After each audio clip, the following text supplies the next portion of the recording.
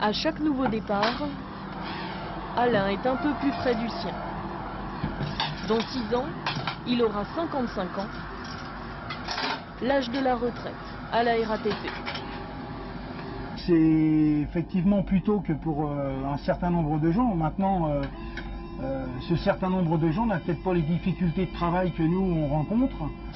Des horaires de travail décalés, la responsabilité de milliers de voyageurs, une insécurité grandissante, autant d'arguments que les agents de la RATP avancent aujourd'hui pour conserver un statut qu'ils ont acquis hier. Paris, début du siècle.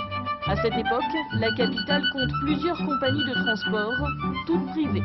Le métro vient de naître, il séduit les voyageurs, mais aux ouvriers, la machine fait peur.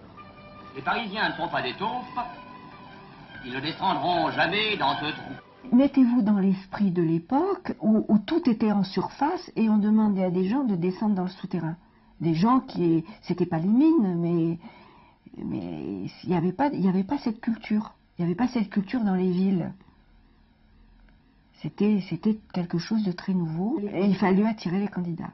C'est ainsi qu'apparaît dès 1900 la notion de retraite, là où ailleurs elle n'existe pas.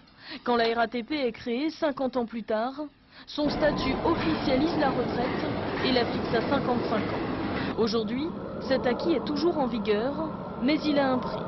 Les départs à 55 ans coûtent chaque année 4 milliards de francs à la RATP, les 2/3 financés par l'État, donc le contribuable et l'usager. L'équilibre est précaire, le dossier brûlant, à tel point que la direction de la RATP refuse de s'exprimer sur le sujet. Elle n'est pas la seule. Excepté Alain Juppé en 1995, aucun gouvernement n'a osé remettre en cause un régime dont les origines remontent à plus d'un siècle.